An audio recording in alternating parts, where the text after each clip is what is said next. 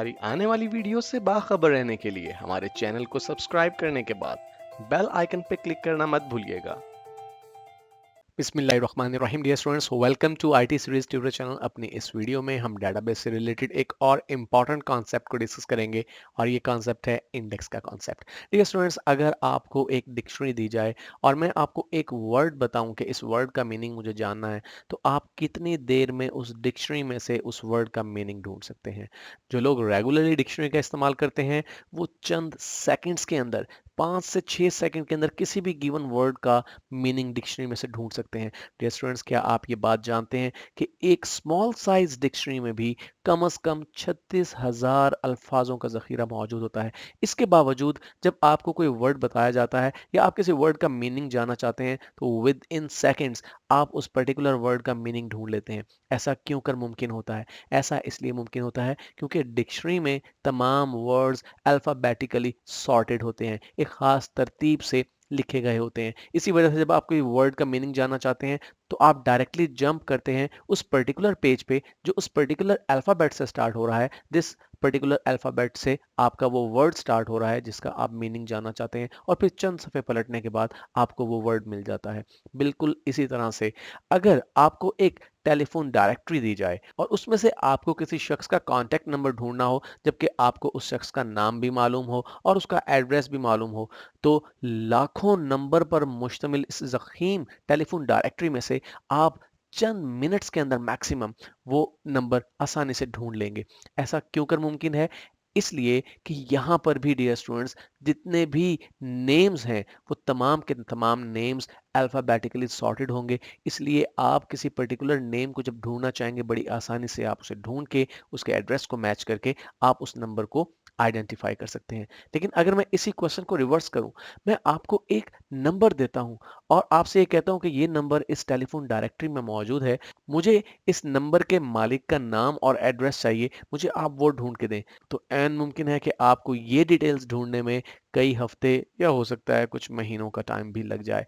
ऐसा क्यों है? क्योंकि डायरेक्टरी के अंदर नाम तो अल्फाबेटिकली सॉर्टेड हैं लेकिन नंबर्स किसी खास तरतीब से नहीं लिखे हुए।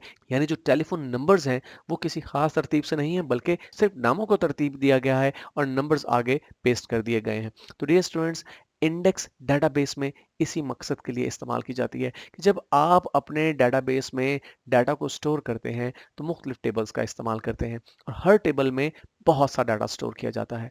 तो जब डेटाबेस में किसी पर्टिकुलर रिकॉर्ड को ढूंढना हो तो उस रिकॉर्ड को ढूंढने के लिए आपको इंडेक्सेस की ज़रूरत पड़ती है। तो इंडेक्स वो फैसिलिटी है जिसके ज़रिए आप अपने टेबल में तमाम रिकॉर्ड्स को किसी एक फील्ड की बेस पर एटलीस्ट सॉर्ट करते हैं, किसी एक कॉलम की बेस पे एटलीस्ट आप उसे तरतीब देते हैं। आप एक से ज़्यादा कॉलम्स या फील्ड्स का इंतखाब भी कर सकते हैं, यानी आप एक ही टेबल के लिए एक से ज़्यादा इंडेक्सेस भी क्रिएट कर सकते हैं, लेकिन ऐसा करने से आपका डेटाबेस कंपैरेटिवली थोड़ा सा स्लो हो जाएगा। मल्टीपल इंडेक्सेस का क्या मतलब हो सकता है? आइए मैं इसको एक एग्जांपल से एक्सप्लेन करता हूँ।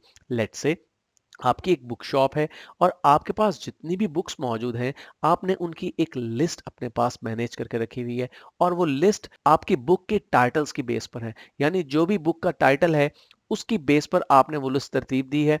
अब लेट्स से एक कस्टमर आपके पास आता है और वो कस्टमर आपसे कहता है कि मुझे डेटाबेस मैनेजमेंट की बुक चाहिए बाय आईटी सीरीज, यानी आईटी सीरीज की लिखी हुई डेटाबेस मैनेजमेंट की बुक।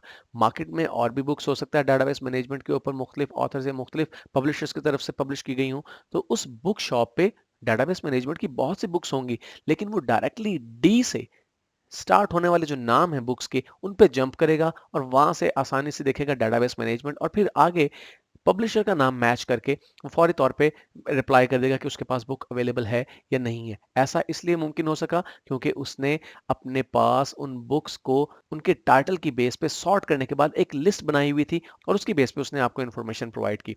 लेट्स से इसी क्वेश्चन को रिफ्रेश करते हैं। उसी दुकानदार के पास एक कस्टमर आता है और वो ये कहता है कि मुझे लार्सन की बुक चाहिए, लेकिन मुझे उस बुक के टाइटल का एग्जैक्टली इल्म नहीं है, मुझे उसके ऑथर के बारे में पता है कि लार्सन चपाथिया उसका नाम है। इस सूरत में आप क्या उसे आसानी से ये इंफॉर्मेशन प्रोवाइड कर सकेंगे कि आपके पास वो बुक अवेलेबल है या नहीं। अगर आपने अपने पास बुक्स के टाइटल्स की बेस पे लिस्ट क्रिएट की हुई है, ना कि उनके ऑथर्स की बेस पे, तो डेफिनेटली आप आसानी से उसे जवाब नहीं दे सकेंगे। आपको बहुत ज़्यादा टाइम लगेगा ये सॉर्ट आउट करने में। लेकिन एज्यूम कीजिए कि उसी शॉपकीपर ने 2 लिस्ट्स प्रोड्यूस की हुई हैं अपने पास। एक लिस्ट में उसने तमाम बुक्स को तरतीब दिया है उनके टाइटल की बेस पे, और दूसरी लिस्ट में उसने तमाम बुक्स को उनके ऑथर नेम की बेस पर सॉर्ट किया हुआ है, तरतीब दिया हुआ है। जब आपने लार्सन छिपातिया का नाम लिया, तो दुकानदार फौरी तौर पे एल से शुरू होने वाले जो ऑथर्स नेम है उस पे जंप करेगा, और फिर वहां से वो नाम फाइंड करके वो ये डिटरमिन कर सकेगा कि ये बुक उसके पास अवेलेबल है या नहीं। तो डियर स्टूडेंट्स, बिल्कुल इसी तरह से आप अपने टेबल्स में डाटा को स्टोर करने के लिए इंडेक्सेस का इस्तेमाल करते हैं। इंडेक्सेस की मदद से डाटाबेस बड़ी तेजी के साथ किसी पर्टिकुलर रिकॉर्ड को फाइंड कर सकता है। लेकिन अभी मैंने आपसे कहा कि जब आप एक से ज़ायद इंडेक्सेस बनाते हैं किसी टेबल के लिए, तो इससे आपका डाटाबेस स्लो हो जाता है, और उसकी वजह बड़ी साफ है। अगर किसी डाटाबेस में टेबल्स के लिए मल्टीपल इंडेक्सेस का इस्तेमाल किया गया होगा, तो फिर हर नया रिकॉर्ड शामिल होने पर मल्टीपल इंडेक्सेस को अपडेट करना पड़ेगा। इसलिए डाटाबेस मैनेजमेंट सिस्टम को इस काम में ज़्यादा टाइम लगेगा, और आपका डाटाबेस कंपैरेटिवली कुछ स्लो हो जाएगा। अगरचे मल्टीपल इंडेक्सेस के बेस पर आप मल्टीपल कंडीशंस के ऊपर ज़्यादा तेज़ी के साथ रिकॉर्ड्स को सर्च कर सकते हैं, लेकिन इसकी कुछ कॉस्ट भी है, और वो कॉस्ट आपको परफॉर्मेंस की सूरत में अदा करनी पड़ती है।